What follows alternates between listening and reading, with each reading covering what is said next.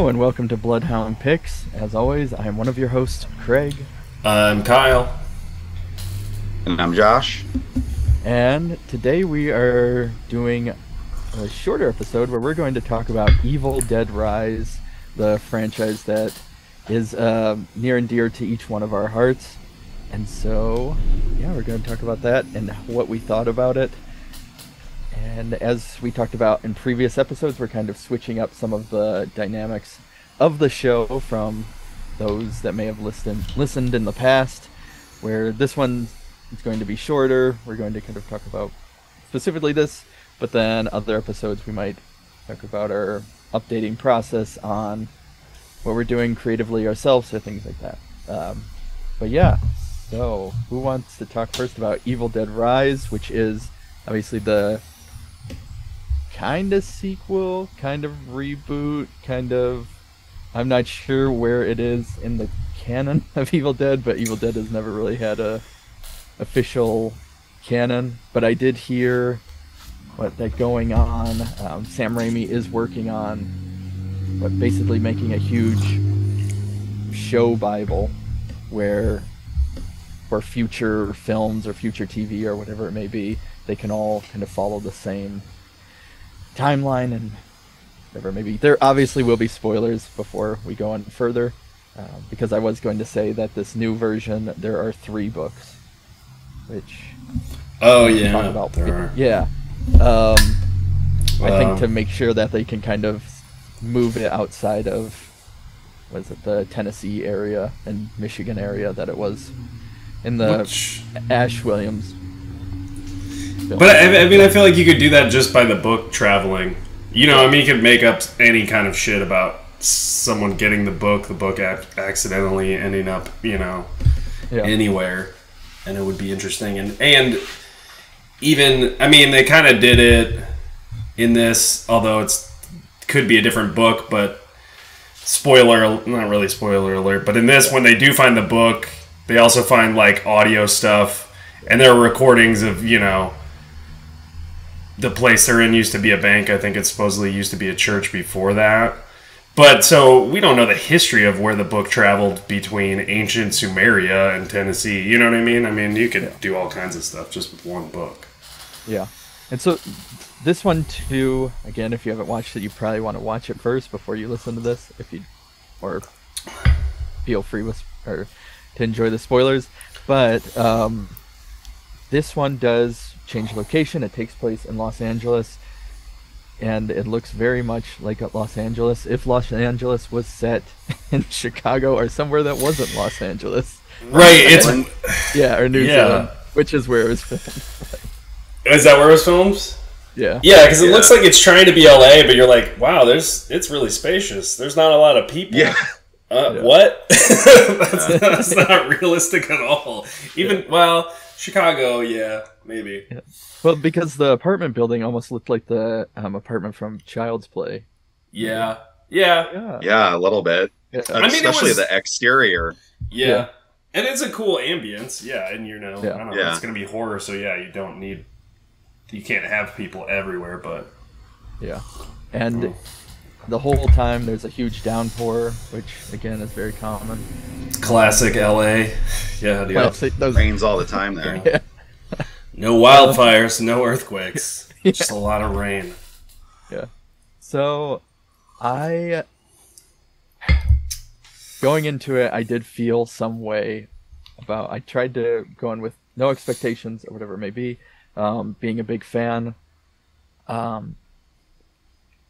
of the Switch, yes. But I tried to go in with this idea of like, oh come on. Well, at first I was upset because it's going to LA, which I don't know. Evil Dead to me was always very... I think the 3 of us are all from kind of the Midwest area. It's a very kind of Midwestern. Even the tone of it was that type of feel, which is hard to explain to anybody outside of the area. And it was very kind of that blue collar working class. Ash the whole time is at a... Like, even after he saves the day, he still returns to being basically working at a hardware store. Yeah. So I was like, oh, well, how are they going to do that? And I don't know, LA and New York seems such a cliche place to be. There's so many other cities. Yeah. But I was interested in the idea of the apartment complex, thinking there would be a higher body count or just more population, because obviously it's an apartment in LA then. And I was mistaken. There is not that big of a cast. No. But yeah, I won't go too much into it until we start going further, but what were your first initial reactions, Josh? I know you, well, if you look at his screen, if you're watching this on YouTube, you would also notice something. But yeah. This is my house. Yes. What were your first reactions kind of going into the movie? Because I know you didn't watch the trailer specifically for those reasons. No, I didn't. I do just want to comment though quickly on just because you were talking about it, the setting of the apartment. Like, I mean, to me, let's be honest, it was fine to do that, but you wasted the opportunity to do it. Like, what you should have done instead of that, in keeping with the kind of Midwestern-ish thing, just set it at like a farmhouse. Yeah. Because 90% of the action takes place in one apartment. Yeah. And the outside characters who don't live in that apartment, you could have them be, whoever. They could be other relatives. They could be, fucking farmhand, whatever it is, that come into the action. Mm-hmm. It was so unnecessary to set it there because you didn't take advantage of it. And, it's like, I think it just showed that it was written for a budget, and that budget didn't allow, you know what I mean? Like, because, I mean, I will give him props for getting the plot point out that, the building is condemned or whatever, so people have left. Okay, that's fine, that worked. Nice little exposition dump. Right, and that, again, that's fine. Okay, I'll buy it. But still, it was just like, it didn't really do anything to have it set there. Well, especially when you think of an Evil Dead movie. I mean, it's like exactly. Craig and I talked about it before it came out, before we saw it, about demons. Which I know it's not going to be that big, but that's what you imagine. You're like, oh shit, that'll be fun. Like, there's going to be a bunch of different people getting possessed all over the place, and it's just going to be mayhem. And they didn't do that at all. Yep. Because they couldn't afford it. But yeah, it's like, well, who cares then? And they suffered from what all these movies do, where it's like, we've seen a lot of Evil Dead movies, so to then rewind as if we don't know that the mom is getting possessed for 45 minutes, like half of the movie, and then act like that's a big reveal is like, we already know that. If this was an original thing and we didn't know what was happening to her, then you can play the what is it game and tease it out a little bit, and it's still kind of like maybe overdrawn, but at least there's like, we're getting something new. But it's like, we know she's fucking possessed, and we don't care about any of these characters, unfortunately. Not really, so it's like, it's not that interesting, so it just feels very drawn out. That's the thing, is that normally Evil Dead, I don't know, to me, it is very much about the, like the survivors, in a way, where, a lot of people, especially nowadays, you watch a Friday the 13th movie for Jason, or, Nightmare on Elm Street for Freddy, whatever it may be. Terrifier for the clown thing. Yeah, Art, right? Isn't that his name? Art the Clown? I have no idea. I didn't know. But with Evil Dead, it's been kind of about the survivors going through this horrible, torturous, suffering ordeal.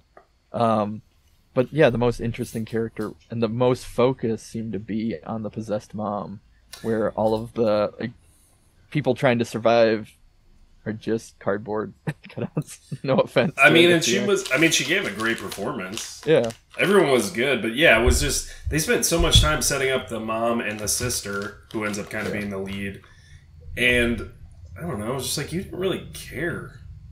At least personally, that's how I was like, I didn't. They were trying to spend so much time getting you invested in these people, and I don't think they succeeded, really. Yeah.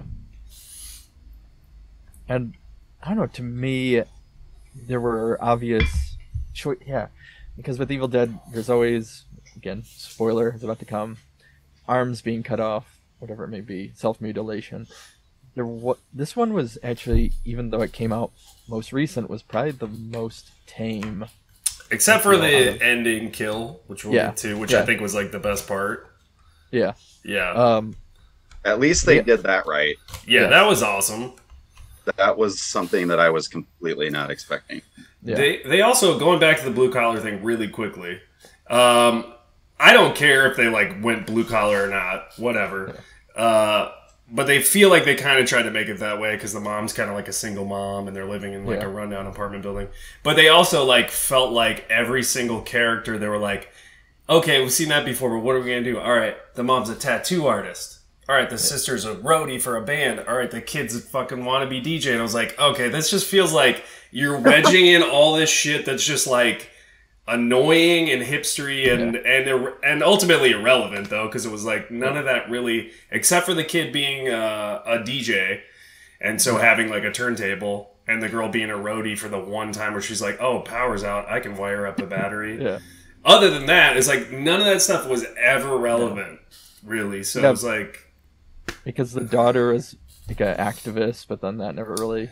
Right. pops. She's working on a sign at one point. Well, and the mom... There's a big focus on her. The mom being a tattoo artist, obviously, okay, yeah, we do want to see someone get fucking killed or hurt with a tattoo gun, yes. So cool, but... but yeah, I mean, I don't know. But, yeah, so, I guess, again, going back to the apartment, primarily it takes place within the apartment itself, and you can tell because there's points where you're like, oh, well, if we can go up a floor or down a floor. So I wonder if in a prior script there is more kind of floor jumping. I would hope so. Things like are different apartment shifting, but then every time they try to do that, something's locked or they just can't get in and then run back. Well, and we were talking about like the raid.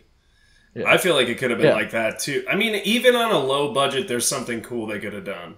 Because I think about like Hard Boiled, John Woo's movie.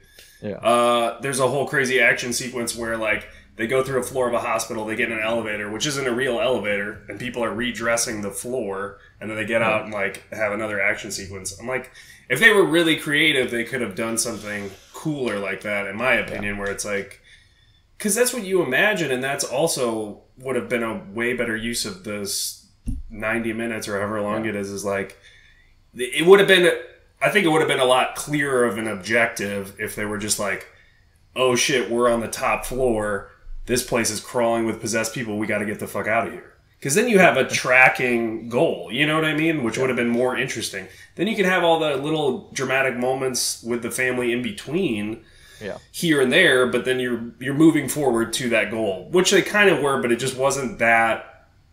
It didn't have that same momentum that it could have. No, there is a lot of time spent with them just waiting or telling the kids to go into their rooms or stuff like that. I felt like... Yeah, where it was just like, okay, this just feels overly dramatic, overly drawn out. I'm saying I didn't like it that much.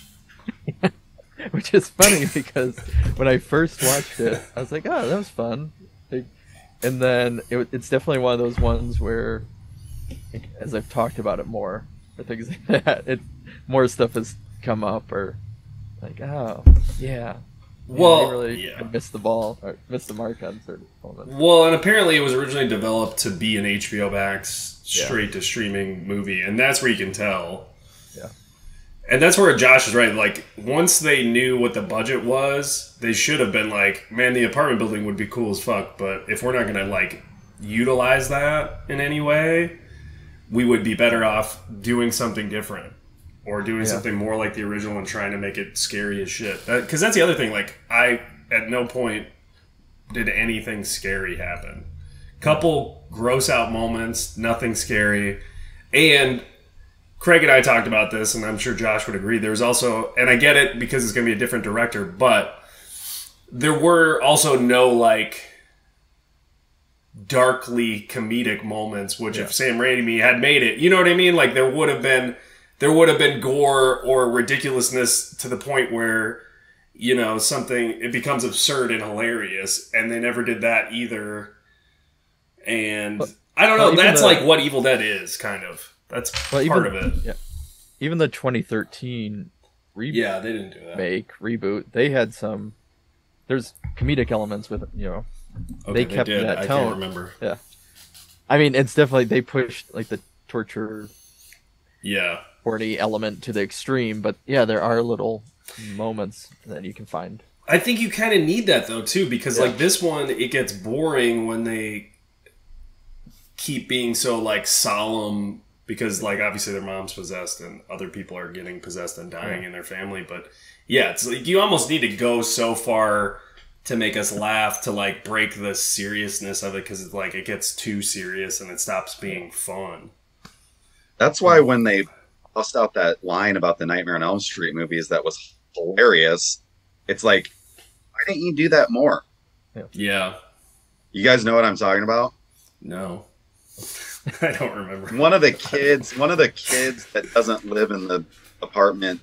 Oh, okay. Oh, like yeah. And they say some fucking throwaway line about like how something about the Nightmare on Elm Street and how all the sequels suck or something. I don't remember exactly what it was, but it was just out of nowhere funny, and it was like that was it. So everything is so fucking serious all the time, and it's like I'm the biggest Evil Dead fan on the planet, and it's too serious for me. Yeah, well, and you're hitting on something. This shit is not serious. You're hitting on what I was trying to get at, which is like it's that kind of out of nowhere humor is a big part of Evil Dead and the fun of it. So shit just comes out of left field, and they're not afraid to be like, "This is fucking ridiculous," and I don't give a fuck. I'm gonna do it. Yeah. Like, well, yeah, because Evil Dead 2 many times is credited, even though there was stuff prior, but it's like the quintessential, the first horror comedy. Like, it gets that kind of odd, or no, not a lot of times. But there's also, like, even though rewatching it or stuff like that, that Ash is probably going to survive.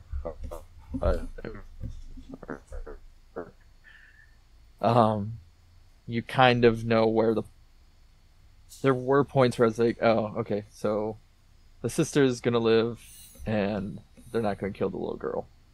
Like, it was just clearly not. Like, this is a studio film. Yeah, I don't have to worry about it. Where, that's where the indie spirit has the trump card, especially in horror. It's like, because they are not beholden to anyone; they could do whatever they want, and that's like you can feel that in a movie. Yeah, I mean, this one, it was like, you knew who the quote-unquote hero was going to be immediately. Yeah. You knew that the youngest child was perfectly safe, you know, and these kind of things where, like, even, you know, we were just talking about the 13 movie, even that one, like, you weren't ever really sure, like, who was going to live or die. Like, they did a great job with that, because it was like, honestly, there's no Ash, you know, it's all these characters that we've never met before. And, you know, fact that Jane Levy ends up being, you know, you never would have seen that. I don't give a fuck who you are. But in this one, it's like, it was just so obvious that it's going to be the older sister, you know, and clearly the little girl is going to be totally fine. And, you know, just, okay. Yeah. Can we also talk about the totally irrelevant prologue epilogue? Yeah. Of course. About like how it's going to, I guess, spread. I mean, it's a clear like sequel setup. So we start at like a cabin as if it was like a traditional Evil Dead movie with some girl and her cousin and like boyfriend, whatever. And of course, I need to point out though, even though this takes place in Los Angeles, it's a cabin on a lake that looks like it would be again somewhere more likely in the Midwest, or like, you know, it's like clearly not California, like Yeah. somehow. But okay. And everyone has. This is super nitpicky inside baseball, but I could tell like almost all the actors are not American, and they're doing versions of American accents that aren't bad, but I can tell. Whatever. Not that important. Kind of took me out of it though. Anyways, so they're at some cabin. This girl's cousin gets possessed, of course, and goes crazy, and I think they all fucking die, or maybe like whatever. There's an attack. It's horrific, and then we go back like a day. So the whole apartment building situation is setting up. Then at the end, we see this girl who got possessed in the beginning, like leaving the apartment building, oblivious to everything. Like, oh, the power went out. I'm gonna get in my car. Da da da da da. And then it's kind of like setting it up as if it's an outbreak, and of course setting up the potential of like a sequel. But this girl, we don't fucking know or care about, and it's clearly just set up for a sequel. And it's like, that's how you're gonna open the movie? Like, who cares about you could have taken that whole thing out, is what I'm saying, and the movie would be the same. And it's like, so why is that there? Well, and then you start wondering, so I think she's like, oh, there's the power outlet or outage because of the storm or something. No, it was the like, earthquake. Yeah, the earthquake. But then I'm sitting there thinking, so even if you're a couple floors down, you're telling me you couldn't tell the difference between a double barrel shotgun? Yeah, dude. Fucking someone being times, shoved in a wood screaming, chipper. Yeah. Possessed people screaming in the hallways. Come on, man. Yeah. Well, maybe that girl was in a band and she soundproofed her apartment. Probably. Yeah, I'm sure. You know, I mean, we don't know. She could have been. Yeah, she took some melatonin before she went to bed. Yeah, she thought it was all a dream. Yeah, I will say, in one thing that, again, kind of going back to something that was humorous about that old opening, if you will, was the fact that they did the rainy rip-off shot and then it ends up being a fucking drone. I did kind of laugh at that point. Yeah. Yeah.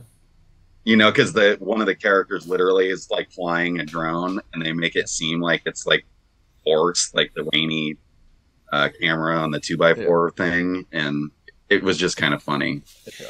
I mean, that's the same thing where it's like they could have done more shit like that and had more fun with stuff. Oh, for sure. You know? Yeah. It's like you do it instead once, of, you know, and then the rest instead of doing things like having characters scream "Dead by Dawn," you know, stuff like that. Which we weirdly, so it, like, obviously as a fan you like those little nods, but it felt too many for this. Yeah, it felt for this one definitely where I was like, no, you're just playing fan service now. It doesn't even fit in with it. Like, well, none of them are cool. It's like they did the eyeball flying into the dude's mouth, and then he chokes and dies. In the original context, it's funny and ridiculous, and the girl just like spits it out again or whatever, and it continues to make it funny. They took it again, and they just were like, we're gonna nod to it, and then make it like super serious and annoying, and it's not gonna be fun. Oh, cool, great. I want to see that movie. Yeah.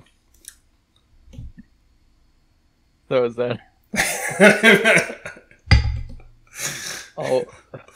all we have to say on Evil Dead Rise? Oh man, no, that's not even close. No, but I feel like you get the gist. Not even close. I mean, I was gonna say, like, Craig, you're talking about how, you know, we're doing these short episodes, and it's like, motherfucker, I could go on on this one. Yeah. What else do we got? Yeah. I mean, let's talk about the 3-book thing. Okay. I think I mean, all I'm going to say is unnecessary. So this new book. So I'm guessing the way it's set up, this new book isn't the one that ends up in the cabin in Tennessee or whatever. Correct. But this book is not. So it's not the Necronomicon. It's a new. And the Deadites are not the same type of Deadites where these ones, what they like merge over time. It's like certain spells cause them to do certain things instead of just becoming Deadites. Because there is the whole like spider person thing. Again, spoilers towards the end, that but yeah, I'm not. I mean, maybe in the sequels that they're planning, because now they're planning on doing one every couple years instead of every 10 years or something. I think it's all unnecessary. Also, I just had a better idea for a movie that they could have done, which is we could have kept the same opening 10, 15 minutes, and this kid who wants to be a DJ could have taken those fucking records like an asshole. Like, we want him to be an asshole, not a guy who's like, oh, this is maybe dangerous. No, he could just take those things to, like, his DJ gig in some fucking club, and we could have just had a club rave full of fucking possessed people that he's got to fight through. Boom. Already a better movie. That'd be amazing. Yeah, you could even sit in LA. There you go. With dude. One of those loft or those huge rave houses. And you could have him be an actual, pretty much a horror movie character, because he's just an asshole. Yeah. He's not thinking of, like, I'm in a horror movie. He's thinking, like, oh, cool, I found some shit I can, like, use for my set and make more money. And it'll be creepy and weird. Cool, yeah, that's, like, probably what a real person would do. Yeah. Be selfish. Well, even him playing the record, it seems like there's the whole... It's like he's doing it just because the script says so. Like, there's so many points where... It's like he still keeps playing it. And you're like, why don't you like any normal? If you're playing this normal, like they're trying to, any normal person at that point would have just been like, "Oh, interested. This is weird. I should stop." Because, as much as we all love it, like I definitely love the like old school media. There's no fucking 15-year-old kid right now going like, "I want to be a DJ with turntables. I listen to like it doesn't fucking exist." It's cool. It's not real. Yeah. Yeah. But so I know. I don't know. So Josh, you had to talk more about the 3 books, but go back to the They said to that Raimi, or I forgot who talked about it, but now they're going to, or probably Bruce Campbell. They're going to jump around with time, so it's not like it's always going to be present day whenever it's made. So we might get one where it takes place, what happened to those priests at the conference or whatever they were at when they all heard it. Or, that would be way better. See, that's where like they could have played into like Josh's thing. Like you could have done a farmhouse and it could have been like early 1900s, late 1800s. Yeah. You could have done something like that okay, the period would be a little tough. But not if you're just like, you know what, it's just going to be this family in like a secluded fucking house. So it's going to be like super small scale. Yeah. And that would have been more fun. Like, all those ideas, taken into other time periods, would be, I think, cooler than just rehashing the same shit. Yeah. Well, it's weird. Yeah, because it's like they're trying so hard to update it and not make it a Cabin in the Woods movie that then kind of took out a lot of the heart and soul. Yeah. Well, and you can't, if you're gonna do that, like we've said, like then you actually need to make it a big budget movie, kind of, which is a whole other, which is not what they're trying to do. Obviously, they're trying to do what all horror movies do. They're trying to spend the least amount of money and make the most profit. Yeah.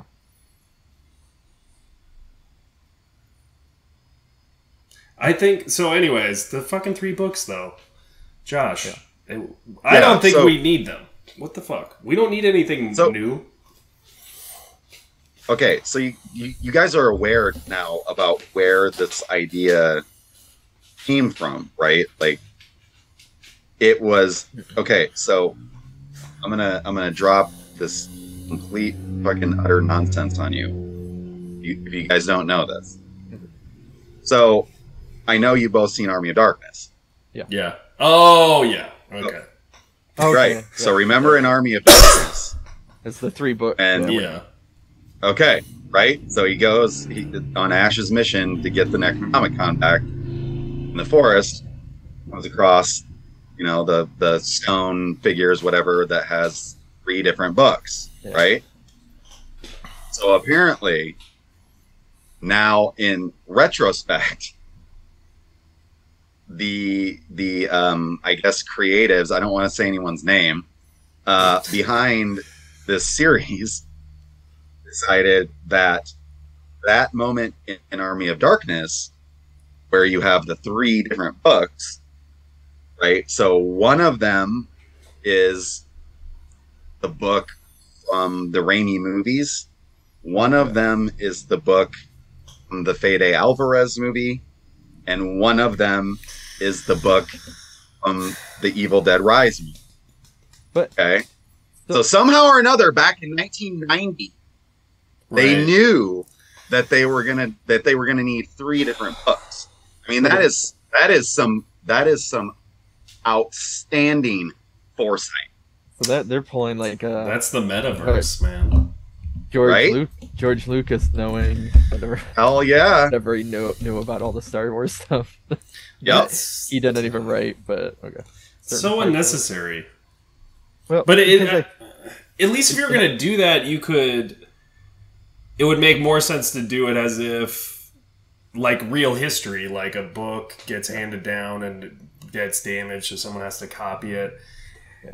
But then I don't know, like the only fun of doing that to me would be like then, let's say we release the demon and we think, oh, well, the only way to stop it is it's got to be in the book. There's got to be a spell. But we have the wrong fucking copy or something. Like that would be great, but I don't know. So then, because I thought in Army of Darkness, the whole point of it was that only one of the books was the true book. The other 2 were like fake mimics. That's why. That's what I was going to say. Right. That's not right, Craig.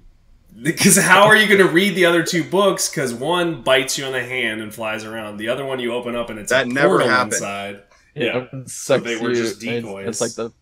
Oh, okay. All right. None of that stuff happened. So that whole section of Army of Darkness. But okay, so I think the progression of where this franchise is going, though, might, if that's what they're doing, which as far as I can tell, that's a plan with these 3 books. This movie made $1 gazillion, right? Yeah. Good for them. Did it? So, I mean, it did. It made a fucking $1 gazillion. I mean, so good for them. Yeah. So to me, what that entails next, or maybe not next, but probably will be next, is since we have these 3 books from these 3 different kind of universe movies, right? The hero of one is Bruce Campbell, the hero of the other one is Jane Levy, and the hero of this most recent one is the woman I can't remember. So we're going to have something where all 3 of them come into play, because the next movie should have a budget that's 4 times as much as this one, right? Yeah. I mean, I think that would be, that's just the way the fucking business works. Yeah, I think that could be cool, but it's also kind of gonna, like, that's a Marvel move, then it's like exactly. Yeah, I'm not saying that it's a good idea. Yeah. Okay. Or that I think it's cool, but but that's the way the business works. That's the next kind of progressive step. Having made $1 gazillion, now we got $1 gazillion to put toward getting Bruce Campbell out of Ash retirement. Blah blah blah blah blah. But I don't know, because the hard part with that is, like in this one, she doesn't even take the book with her, and then in the 2013, but I forgot what happens to it. Isn't none Ash of that matters? It doesn't. Also, it does, none of that matters. I feel like the bigger problem is, like, if they were to do that, and if Bruce Campbell was willing to do that, he's the only one of the 3 that's interesting. The other 2 are not really, they're not distinct characters at all. They're just the person who survives the horror movie. Very true. So, you have a weird threesome that's just boring, basically. Because most of the 2013 one, it's focused, the brother is the main character. It's just they kind of, at the end. They kind of faux make him, right? Yeah. Well, he's the one that's like doing the hero killing, I guess, or whatever. And then they do the switch at the end. But I thought isn't it with the show? Or are they only talking about this where Ash kind of got an official send-off? I mean, I really liked, I know, Josh, we've talked about it, and a lot of fans did, and they did a disservice to them, Pablo and Kelly. Oh, they were great. And I wish they were great. But you need that, though. Like, you need 3 different people.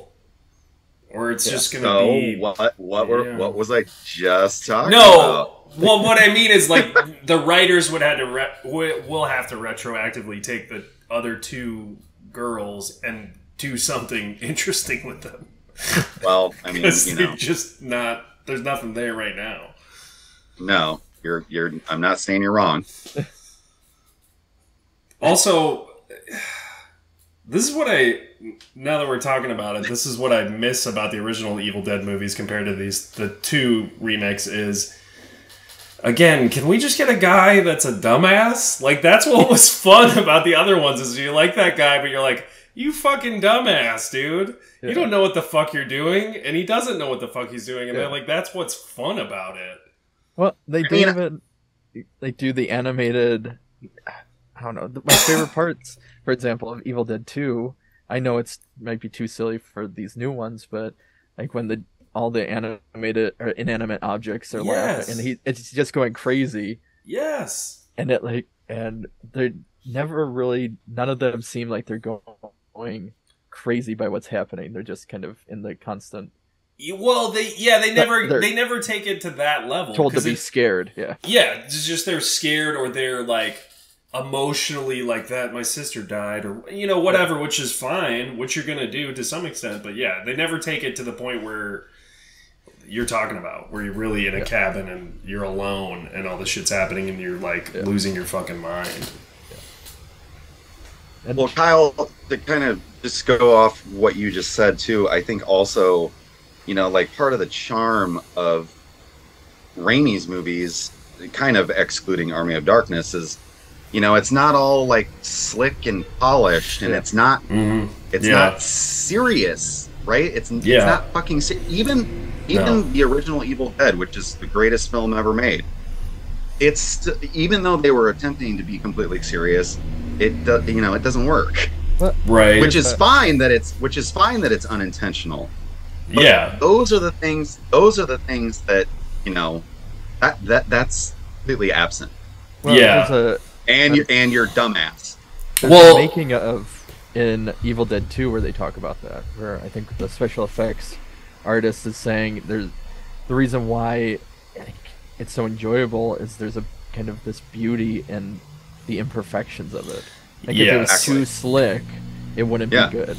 That's what. Yeah, I mean that's to me part of the problem with that Hollywood deciding they're going to make an Evil Dead movie is like I can feel the people in the room going, yeah, but all right, it's got to be, we got to fix the lighting, it's got to be perfect.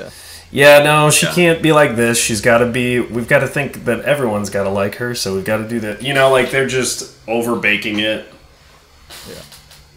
She's got to find out she's pregnant, so she has the stakes raised. Yeah, we need the stakes, and that's not gonna fucking come up either. That's what I was talking to Craig about, or it's mentioned to Craig, where I was like, huge missed opportunity. Yeah. She could have been more pregnant, and we could have had a hilarious bit of her like fucking birthing a possessed baby that could have been like the baby from fucking Dead Alive. That would have been amazing. Like some Dead Alive. Yeah, dude, you could have went bonkers with that. Yeah, I'm with you. Instead, she's just pregnant, so it's like, well, now we care about her. Now we're worried about her unborn baby, even though we don't even know who she is. But and that goes with what you were talking about, Kyle, of with Ash, he's a dumbass. But this whole thing now, and I know we've talked, and during our MFA program, this discussion happened where it's like everybody's on the kick where they need to be likable, which is the difference between likable versus engaging. Because in Evil Dead, there's so many characters in it. Primarily, most are not really. Even Ash is not a likable character. Well, he's endearing. It's like kind of a dickhead in a way. Yeah, but I would argue that doesn't mean someone can't be likable. No, I mean he's.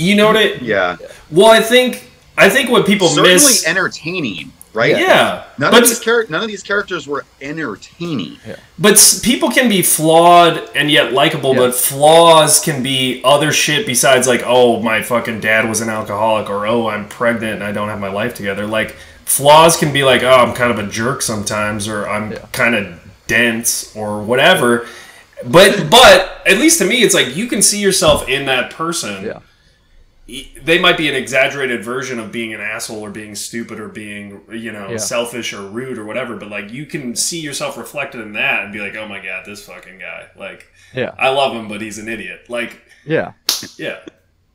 No, I agree with that. I think they're so focused on like not making anybody look presented in any form of bad light. Yeah. Which is like even the dumbest thing ever. We're all like stupid sometimes. Even the son who sets everything into motion, plays the record, does that dumb thing. It's still played in a way where it's like, oh, but now I'm supposed to feel bad for him that he did this, and it's, I don't know. Well, in a Raimi Evil Dead movie, the rest of the characters were like, "You fucking idiot! What did you do with that record?" You know what I mean? And it would have been funny, and it would have been true, but you still would have been with them in terms of like, well, we've still got to get out of the situation, like a real person would do. Yeah. Right. Yeah.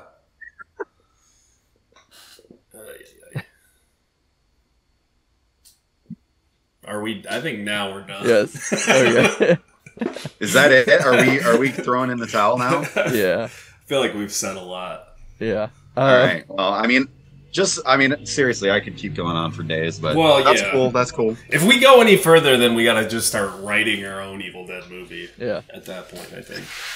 I said they need a Evil Dead movie. Yeah, Kyle, we already did, or I should say, you already did. Yeah. On this fucking show. Yeah, that's true. With that's true. The DJ one. Yeah.